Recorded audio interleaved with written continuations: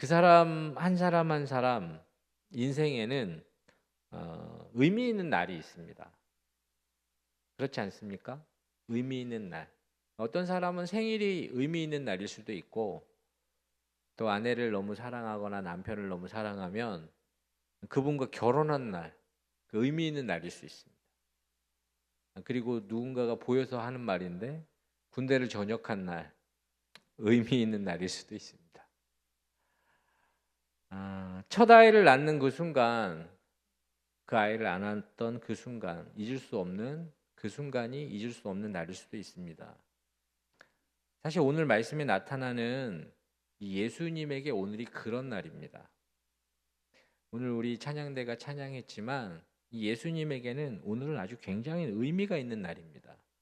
예수님이 예루살렘으로 입성하시는 날. 사실 성경을 보면 예수님이 오늘 처음 예루살렘에 간 게 아닙니다.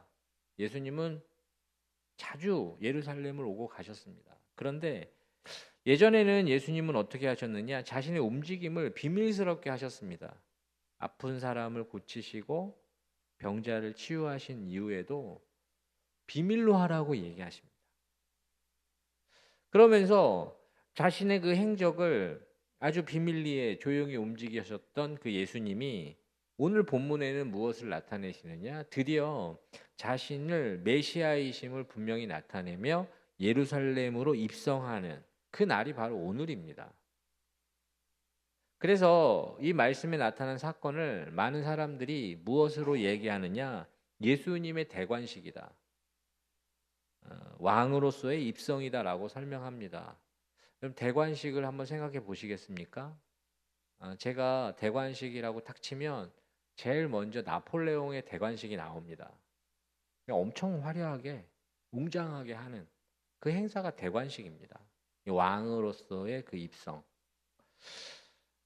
이제 이 땅에 하나님이신 그 예수 그리스도, 그분은 말씀이 육신되어 우리 가운데 오셔서 이제 메시아로 왕으로 알려지는 이제 대관식을 치르게 됩니다. 오늘 말씀에는 이 수많은 사람들이 나오는데 이 시기적으로 6월절 그들의 명절이었기 때문에 예루살렘으로 다 모인 겁니다. 이 수많은 사람들 앞에서 이제 드디어 그분이 메시아이심을 나타내는 그 순간이 바로 오늘입니다. 그들은 앞선이 뒷선이 호산나 하며 그 예수님을 열렬히 환영합니다. 그런데 저는 이 말씀 속에서 무엇을 생각하느냐? 나귀를 타신 예수님을 생각합니다. 여러분, 그 나귀라고 표현하면 우리는 잘 안 와닿습니다. 우리 주변에 나귀가 별로 없기에 당나귀 생각하시면 됩니다.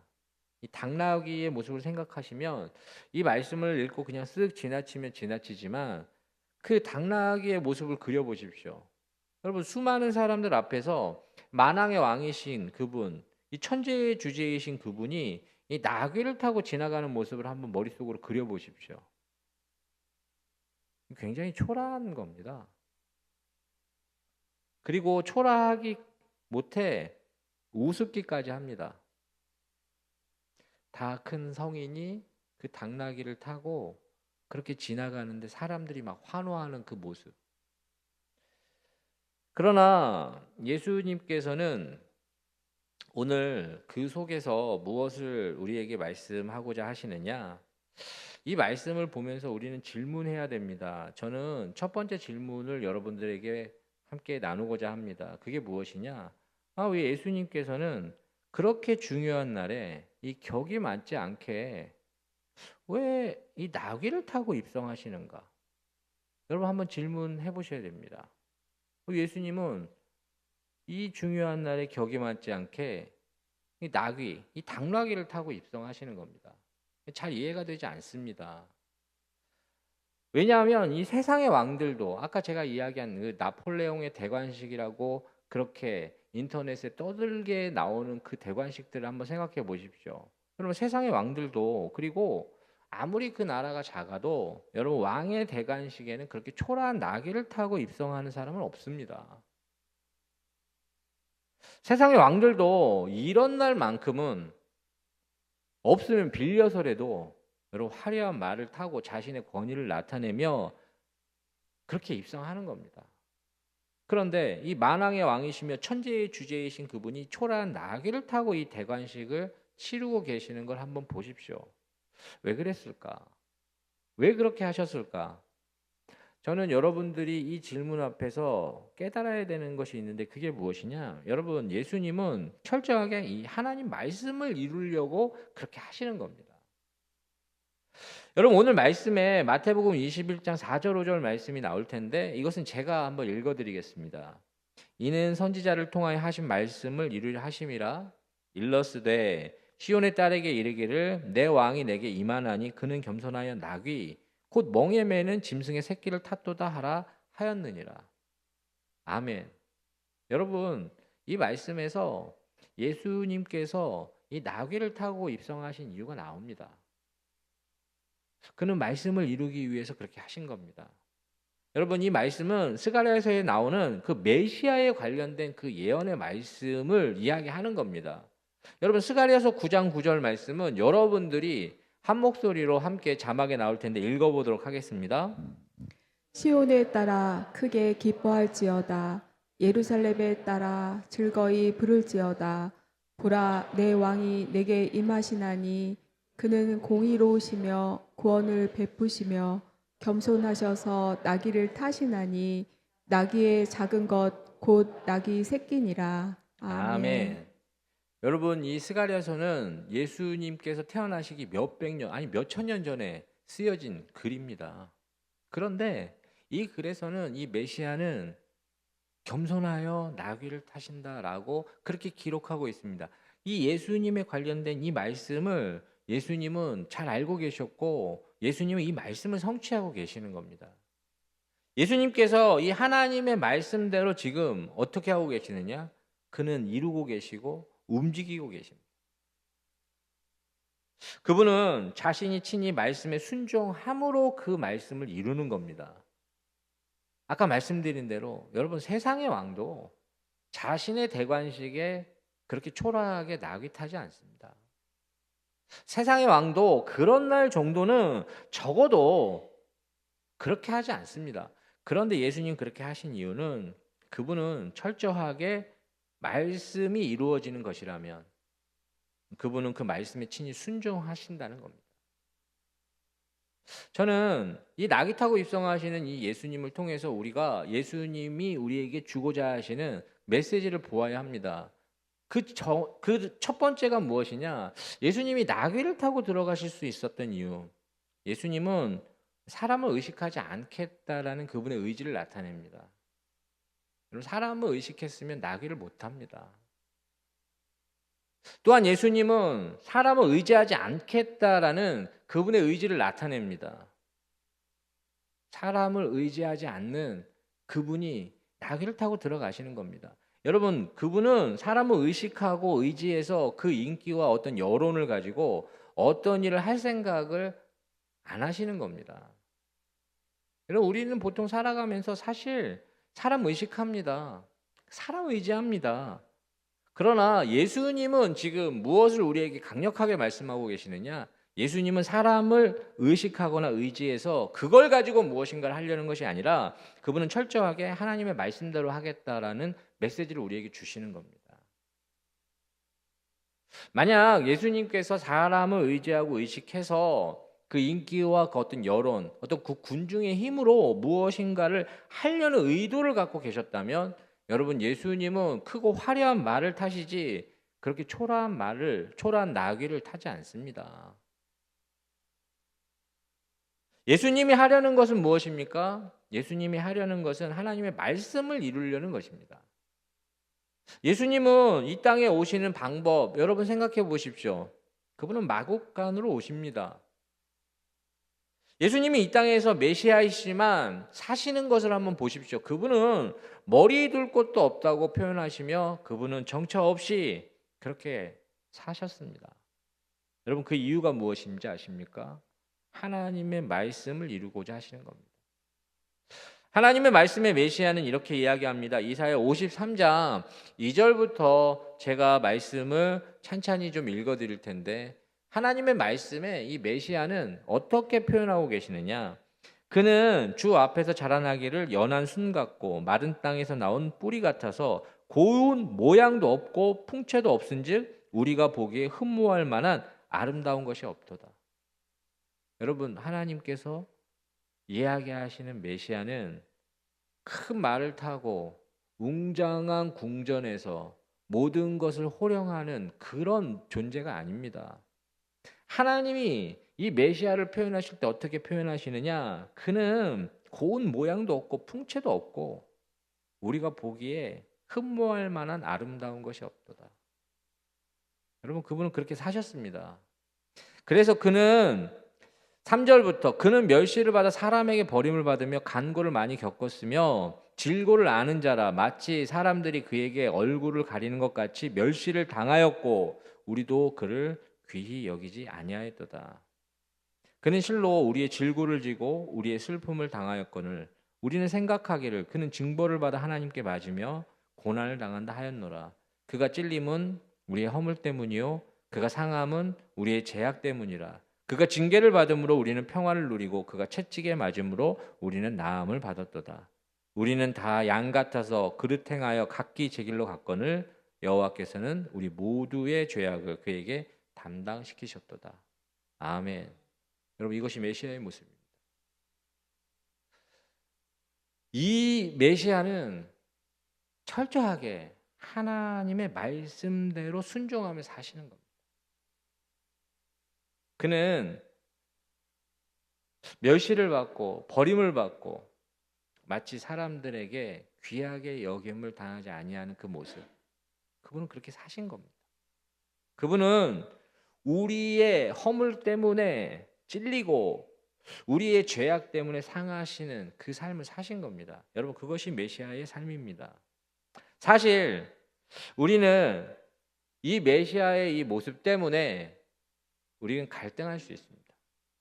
여러분, 우리는 하나님을 어떻게 생각합니까? 하나님은 만유의 주제이시며 천지의 창조주십니다. 그렇게 하나님의 아들이신 그 메시아 또한 우리는 이 고운 모양도 없고 흠모할 만한 그 어떤 것도 없는 그 모습에 사실 우리는 갈등할 수 있습니다. 우리는 예수님을 아무리 잘 믿어도 크고 화려한 게 좋습니다. 그렇지 않습니까? 저는 그것을 나쁘게 얘기하는 게 절대 아닙니다. 여러분, 크고 화려한 거 좋은 겁니다. 그렇지만 오늘 우리에게 하나님 말씀하시는 건 무엇이냐? 그것이 하나님의 뜻을 이룰 수 있는지 그렇지 않은지가 중요한 겁니다. 우리는 크고 화려하게 살려고 하는 그 우리의 욕망이 있습니다. 예수 믿는 우리도 그런 욕망을 갖고 있기 때문에 이걸 합리화할 수 있습니다. 어떻게 합리화할 수 있느냐? 세상을 바꾸기 위해선 누구나 동경할 만한 어떤 그런 힘이 있어야 되고 누구나 부러워할 만한 어떤 조건이 필요하지 않는가? 뭐 그게 있어야 되는 거 아니냐? 예수 믿으면 그 정도 그런 어떤 은혜와 축복이 우리 가운데 흘러 넘쳐야 그게 좋은 거 아니냐? 또한 교회를 바라볼 때도 교회가 힘이 있어야 된다고 생각합니다. 교회가 힘이 있어야지. 교회가 어떤 큰 파워가 있어야 되는 거 아니냐? 그럼 그렇게 생각할 수 있습니다. 그래야 그 교회의 힘으로 전도도 되는 거고, 그래야 그 교회의 힘으로 교회가 부흥하는 거 아니겠냐? 그렇게 이야기합니다. 저는 다시 말씀드리지만 그게 나쁜 게 아닙니다. 그러나 여러분, 그 크고 화려한 것, 힘있고 웅장한 것, 그것을 사람들은 동경하고 부러워할 수는 있습니다. 그렇지만 여러분, 크고 화려하고 힘있는 것, 그것으로 인해서 감동하는 사람은 없습니다. 큰 재벌을 우리는 큰 부자, 큰 재벌, 이렇게 이 돈 많은 사람들, 성공했다는 사람들을 이야기할 수 있습니다. 그런데 이 재벌을 보고 여러분 동경하고 부러워할 수는 있습니다. 잘 사니까 좋겠다. 그런데 그 재벌의 그 단순히 그 재산, 그가 갖고 있는 돈으로 인해서 그 어떤 사람도 감동하진 않습니다. 만약에 그 재벌이 누군가의 어려움을 돌보거나 누군가의 아픔을 위해서 자신의 것을 사용하고 희생한다면 여러분 그 모습에는 감동할 것입니다. 그렇지만 그가 갖고 있는 것으로 인해서 감동하지 않습니다. 예수님이 이 땅에서 여러분 초라하고 고단한 삶을 사셨습니다. 그 누구도 이 삶을 동경하거나 부러워하진 않습니다. 그렇지만 여러분 그분이 우리에게 행하신 그 사랑 때문에 우리는 감동합니다. 그분이 우리에게 행하신 그 사랑으로 인해서 사람들은 그 마음이 움직이게 됩니다. 여러분 그것이 감동하는 겁니다. 여러분 그분은 그렇기에 철저하게 하나님의 마음으로 이 땅을 사셨습니다. 그것이 메시아의 삶이었습니다. 그리고 철저하게 그 메시아의 삶을 살아내기 위해서 하나님의 말씀에 순종하셨습니다. 그렇기 때문에 우리가 구원받은 겁니다. 그렇기 때문에 그분이 하나님 말씀대로 당신과 저를 구원하신 겁니다. 그분은 사람을 의식하거나 사람을 의지하지 않았습니다.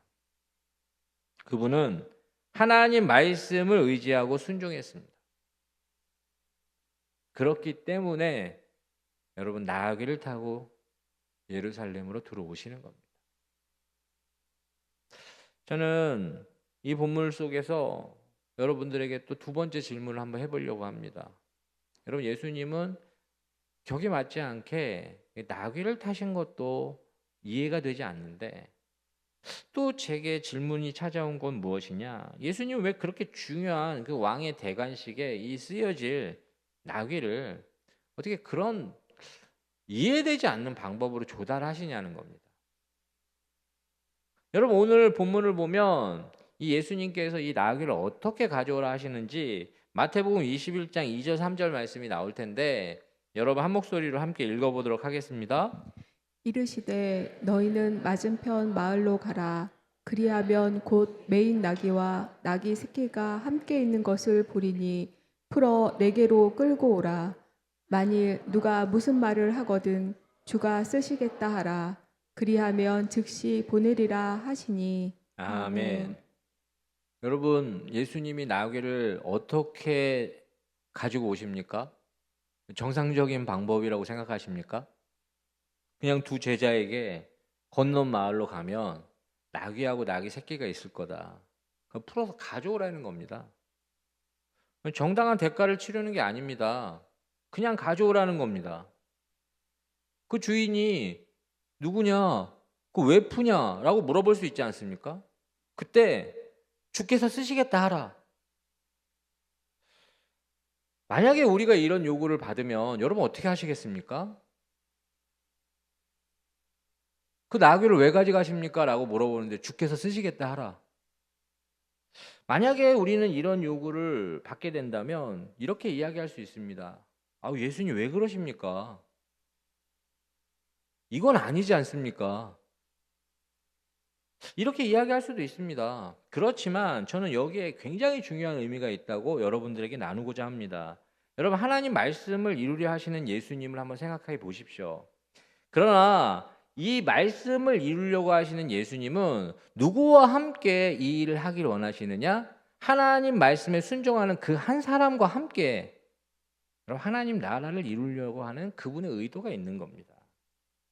여러분 그 순종한 그 한 사람 때문에 이 구약에서 예언한 정말 나귀를 타고 오시는 그 메시아의 그 말씀의 성취가 그 말씀에 순종한 그 한 사람 때문에 이루어지는 것이고 많은 사람들이 예수 그리스도를 보는 겁니다. 여러분 성경에 나오는 이 모든 것은 사실 이 한 사람 아담이 범죄해서 우리가 죄인이 되었습니다. 그러나 한 사람 그리스도가 십자가를 지시기까지 순종함으로 우리 모두가 하나님 자녀가 되는 은혜를 누리는 겁니다.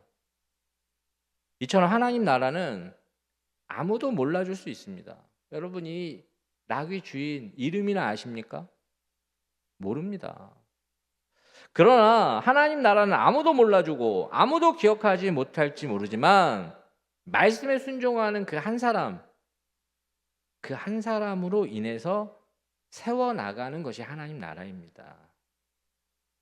초대교회 성도들을 저는 자주 얘기합니다. 여러분 초대교회 성도들은 정말 이름도 없고 빚도 없습니다. 그들이 누군지도 모릅니다. 그렇지만 그들은 정말 연약한 존재였고, 그들은 돌을 던지면 돌을 맞을 수밖에 없었고, 사자굴에 던져지면 들어갈 수밖에 없었던 연약한 존재들입니다. 그런 이름도 없고 빛도 없는 그런 존재들이 그럼에도 불구하고 하나님의 말씀에 순종의 믿음을 지켰을 때, 하나님은 결국엔 그 연약한 자들로 인해서 위대한 제국인 로마 제국을 그들의 손에 줍니다. 로마가 예수 믿는 나라가 됩니다. 로마가 하나님 것이 됩니다. 여러분, 그 힘은 이름도 없고 빛도 없지만 이 하나님 말씀에 순종한 그 한 사람 때문에 이루어지는 겁니다. 여러분, 그렇기에 하나님 나라를 이루는데 어떤 슈퍼스타가 그 일을 이룬다고 생각하지 마시기 바랍니다. 어떤 종교적인 슈퍼스타가 그 일을 이룬다? 여러분, 그거 큰 착각입니다. 이름도 없고 빛도 없이 이 땅에 살다 갔지만 여러분, 말씀에 순종한 그 한 사람 때문에 하나님의 나라는 계속됐습니다. 2000년 기독교 역사가 그걸 증언합니다. 여러분, 2000년 기독교 역사가 가능했던 이유는 여러분, 이름만 되면 아는 슈퍼스타들 때문에 계속된 게 절대 아닙니다. 이름도 없고 빛도 없고 아무도 몰라준다 할지라도 하나님 말씀에 순종한 그 한 사람 한 사람으로 인해서 이루어지는 겁니다. 저는 그렇기에 우리도 작지만 신실한 하나님 사람이 되길 원합니다. 하나님 말씀에 순종하려고 하는 여러분, 그 마음이 있을 때 가능한 겁니다. 그래서 하나님 말씀에 순종하는 것, 여러분, 이것이 하나님 나라를 함께 이루어 나가는 하나님의 방법입니다. 하나님의 말씀을 생각할 때 여러분, 가끔은 아까 이야기한 대로 상식적이지 않을 수 있습니다. 여러분, 그 나귀를 가져오는 방법이 상식적입니까? 합리적입니까? 아닙니다. 절대 합리적이거나 상식적이지 않습니다. 그러나 여러분, 하나님의 말씀은 상식을 뛰어넘는 그 하나님의 말씀임을 인정하고 순종할 때 능력이 나타납니다. 저는 교회를 생각할 때 교회는 상식적이어야 된다고 생각하는 사람 중에 하나입니다. 그리고 그런 목사입니다. 교회가 뭘 상식하면 안 됩니다. 그러나 여러분, 상식과 합리성을 뛰어넘는 영적인 영역이 존재한다는 것을 늘 인정할 때 여러분, 성령의 능력이 나타나는 교회가 됩니다. 이 세상은 지금 우리에게 계속 요구하는 것이 무엇이냐면 상식적으로만 하라는 겁니다. 상식적으로 해라. 너희들의 그 종교적인 색깔은 최대한 비추지 말고 상식적으로 착한 일 하고 구제하고 지역사회를 위해서 봉사해라. 그게 뭐 나쁘냐? 그거 좋지 않냐? 전도할 수는 있지만 전도한다고 막 복음 전하고 막 기도하고 그러지 말고 이 사회에서 그냥 착한 일하고 좋은 일 하면서 그냥 해라. 여러분, 그냥 상식적인 공동체가 되라고 계속 이야기합니다. 저는 착한 일, 가난한 자를 돕는 구제, 지역사회를 위한 봉사, 그것만 있는 교회는 교회가 아니라고 확신합니다. 여러분, 교회는 예배가 있어야 됩니다. 교회는 하나님의 영광을 경험해야 됩니다. 교회는 어두운 시대에 그럼에도 불구하고 하나님의 뜻이 무엇이며 하나님의 계획이 무엇인지를 전할 수 있어야 됩니다. 교회는 상식을 넘어서는 하나님의 말씀의 능력이 나타나야 교회입니다. 상식은 중요합니다. 몰상식하면 안 됩니다. 그렇지만 여러분, 상식에만 머문다면 상식을 뛰어넘는 하나님의 말씀이 우리 가운데 찾아올 때 우리가 신뢰하고 순종할 수 없습니다. 저는 그렇기에 여러분, 상식을 뛰어넘는 하나님의 영역, 여러분, 그것을 여러분들이 늘 인정하시기 바랍니다. 그럴 때 우리는 우리에게 이 시대를 살아가지만 이 두 그룹이 있다는 걸 알게 됩니다. 여러분, 한 그룹은 어떤 그룹이냐? 한 그룹은 그 상식적이지 않기에 세상적인 시각으로 어리석어 보이기에 이 하나님의 말씀에 이 순종하는 걸 원하지 않습니다.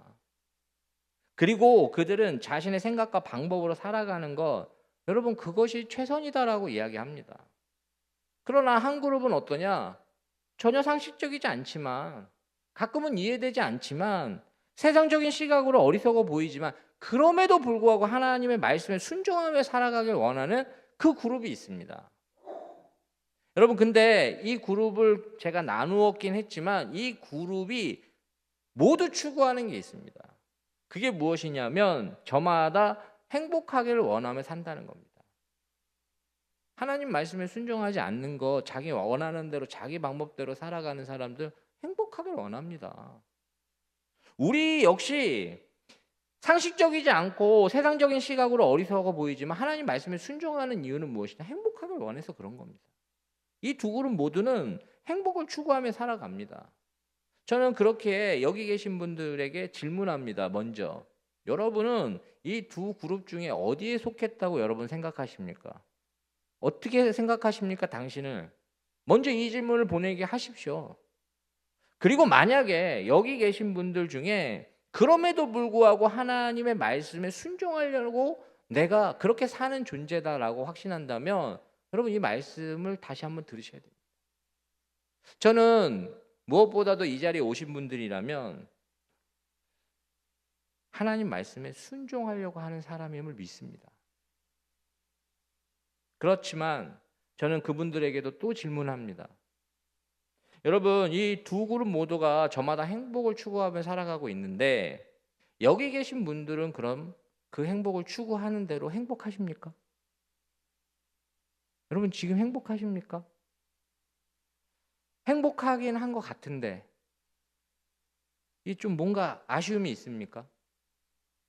사실 우리가 믿음을 갖고 신앙을 가지고 살아가는 우리에게 아까 말씀드린 그 두 그룹 중에 자신이 원하는 대로 자기가 하고 싶은 대로 살고자 하는 그 그룹에서 우리를 보면 이해가 안 가는 부분이 참 많습니다.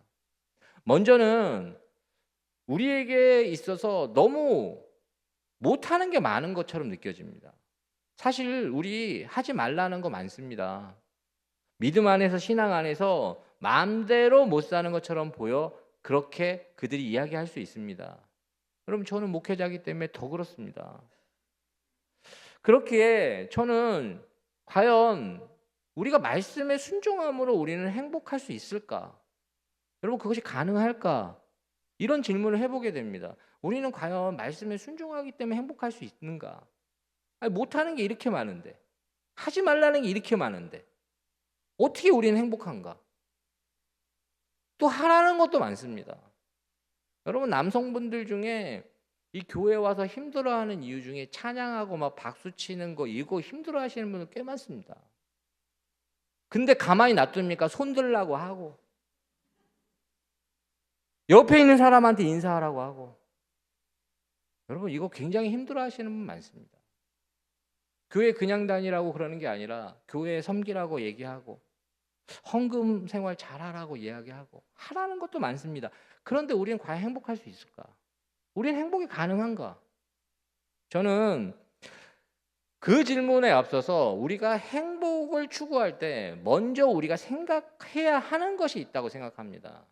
그것이 무엇이냐? 여러분 과연 이 땅의 이 세상의 논리로 바라보는 그 행복, 자신이 원하는 대로 살아가고 자기가 하고 싶은 대로 살아가는 것, 여러분 그렇게 살아야 행복하다고 이야기하는 그 시각이 과연 맞느냐는 겁니다. 저는 이 질문을 여러분들이 늘 하셔야 됩니다. 왜 그러느냐? 여러분 이 질문 속에서 우리에게 진짜 중요한 걸 발견할 수 있기 때문에 그렇습니다.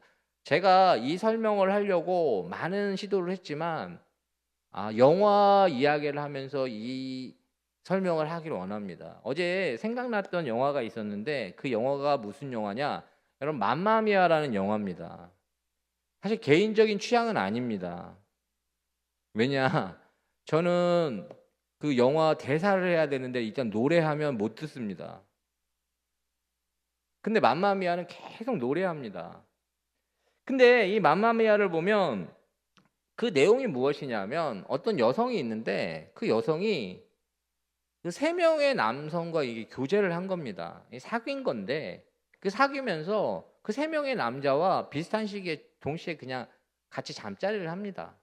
그래서 임신을 해서 딸아이를 낳는데 그 딸아이가 자신의 아빠가 그 세 명 중에 누군지를 찾는 내용. 이게 영화의 답니다. 근데 제가 왜 이야기를 하느냐? 그 영화를 보면 그들의 삶을 너무나도 즐겁게 묘사한다는 겁니다. 그 영화를 보면 신이 절로 나옵니다. 맨날 파티입니다. 그리고 그 영화는 음악으로 유명한 영화답게 정말로 듣기 좋고 주옥 같은 노래가 계속 막 나옵니다. 그때마다 파티고 사람들은 너무 행복한 미소를 짓고 웃고 떠듭니다. 그런데 저는 여러분들에게 질문합니다. 여러분, 현실적으로 아버지가 없이 아이를 낳은 그 미혼모 여성과 그렇게 태어난 딸이 여러분 그렇게 행복할 수 있다고 생각하십니까? 여러분, 현실적으로 아빠가 누군지도 모르는데 아빠를 찾겠다고 돌아다니는 딸이 그렇게 해맑게 파티하고 웃으면서 그렇게 살 수 있다고 생각하십니까? 그럼 현실을 말씀드리겠습니다. 현실은 그들은 너무나도 아프고 눈물 없이는 들을 수 없는 이야기로 넘쳐났을 수도 있습니다. 여러분, 그게 현실입니다. 우리가 갖고 있는 시각을 좀 바꿔야 됩니다. 여러분, 세상이 이야기하는 그 행복에 그냥 속지 마십시오. 여러분, 그렇게 해야 행복할 것 같다라고 계속 이야기합니다. 너의 마음대로, 네가 원하는 대로, 네가 하고 싶은 대로 즐기면서 행복하게 살아라. 여러분, 그걸 전 나쁘다라고 이야기하는 게 아니라 여러분, 그렇게 했을 때 장밋빛 미래가 펼쳐져야 되는데 그럴 가능성은 거의 없습니다. 현실적으로. 오히려 행복하고자 하는 그 욕망 때문에 그가 한 선택, 그 잘못된 선택, 그걸로 인해서 피눈물 흘리는 일 너무 많습니다. 여러분, 그게 우리에게 그냥 주어지면 우리는 행복할 것 같고 우리를 행복하게 할 것 같지만 여러분, 그 선택 때문에 피눈물 흘리는 일 우리 사회에 넘쳐난다는 겁니다. 여러분, 행복의 조건이 무엇인지 우리는 그래서 다시 한번 생각해 보아야 합니다. 여러분, 행복의 조건이 어떤 물질적인 요소가 채워지는 것을 행복의 조건으로만 생각한다면 여러분들이 있었으면 좋겠고 여러분들이 있으면 행복할 것 같다라고 생각하는 그것이 있지 않습니까? 그것이 무엇이든 있을 겁니다. 뭐 자동차가 될 수도 있고 집이 될 수도 있고 뭐든 될 수 있습니다. 그런데 여러분이 그토록 바라는 그걸 가진 사람은 그럼 당연히 행복해야 되는데 그 사람한테 행복하냐고 물어보면 그것 때문에 행복하다라고 이야기할 것 같으십니까? 여러분, 그렇지 않습니다. 여러분, 우리 안에 우리가 하고 싶은 대로 우리가 원하는 대로 막 그렇게 살아가는 게 행복의 조건이다라고만 생각하고 그렇게 살아간다면 여러분, 그렇게 사는 사람들은 당연히 다 행복해야 되는 거 아닙니까? 그런데 현실은 그렇지 않습니다. 그것 때문에 행복하다라고 할 것 같으면 여러분, 행복하지 못할 사람이 없습니다. 사람은 어떤 물질적인 요소만 채워진다고 해서 절대 행복하지 않습니다. 여러분, 사람은 자기가 하고 싶은 대로 원하는 대로 살면 어떻게 되느냐? 정작 어디에도 속하지 못하고 자기가 있어야 될 자리를 잃게 됩니다.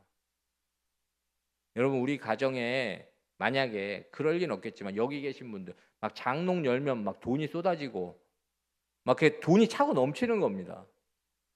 그래 본 적이 없어서 막 그런 표정을 지으시는데 여러분, 그게 있다고 해서 여러분 행복할 것 같으십니까? 여러분, 그렇지 않을 겁니다. 그렇지 않습니다. 만약에 가정의 부부가 서로 자기 하고 싶은 대로 우리는 쿨하다. 한 달씩만 살자.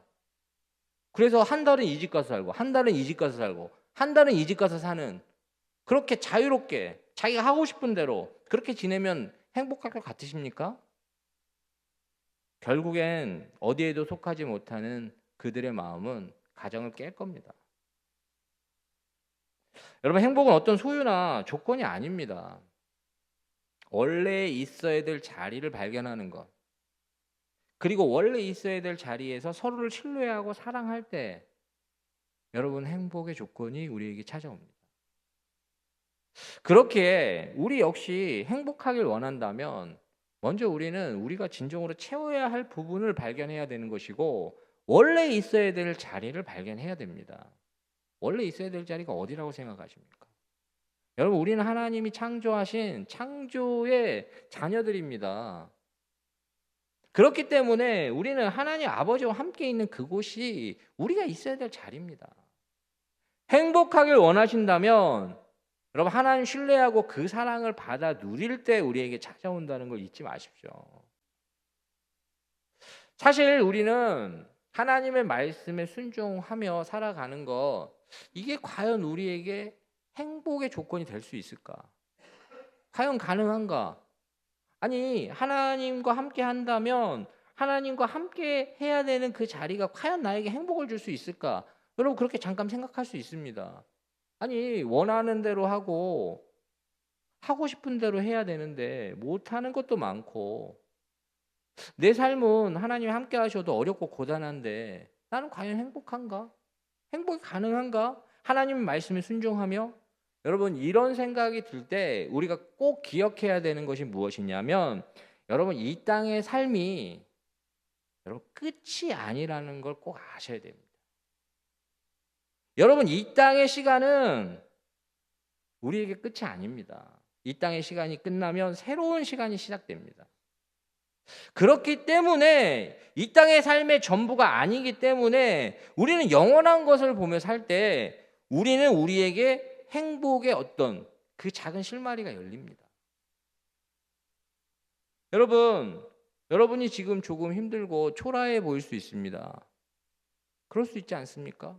그러나 여러분 위축되지 마십시오. 하나님 말씀하십니다. 이 땅의 삶은 전부가 아니다.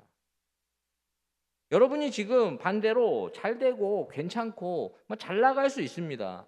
그렇지만 교만하지 마십시오. 여러분 이 땅의 삶은 전부가 아닙니다. 이 땅에서 자기 생각대로 자기가 원하는 대로 사는 것이 행복의 조건이고 행복할 수 있다라고 이야기하는 가장 큰 이유는 무엇인지 아십니까? 이 땅의 삶이 전부라고 생각하기 때문에 그렇습니다. 이 땅의 시간이 끝이 아니라고 생각하기 때문에 그런 겁니다. 여러분 이 땅의 삶은 절대로 끝이 아닙니다. 이 땅의 삶은 전부가 아니라 과정이라는 겁니다. 우리의 영혼은 하나님이 창조하셨기에 이 육신이 사라져도 이 영혼은 여러분 사라지지 않습니다. 그렇기에 이 땅의 삶이 끝나도 가장 가치 있는 것을 붙잡을 때 우리는 불안해하거나 두려워하지 않습니다. 불안해하거나 두려워하지 않고 우리는 행복할 수 있습니다. 여러분이 지금 그토록 불안하고 두려워하는 것 한번 생각해 보십시오. 무엇 때문에 불안하고 무엇 때문에 두렵습니까? 사실 인간적으로는 다 이해가 되나 여러분들에게 권면합니다. 여러분 이곳의 삶이 계속될 것 같고 전부일 것 같아서 사실 그게 우리 불안하고 두려운 겁니다. 여러분 다 놓고 가셔야 됩니다. 다 지나갈 겁니다. 그리고 마지막에는 무엇만 남을 것이냐? 하나님 말씀만 남을 것입니다. 풀은 마르고 꽃은 시드나 우리 하나님의 말씀만 영원하다고 말씀하시듯 여러분 그 말씀만 남을 겁니다. 여러분 그렇기 때문에 영원한 것을 붙잡을 때 무엇이 우리 가운데 찾아오느냐? 이 땅의 시간이 유한하기 때문에 지금 이 순간이 소중한 겁니다.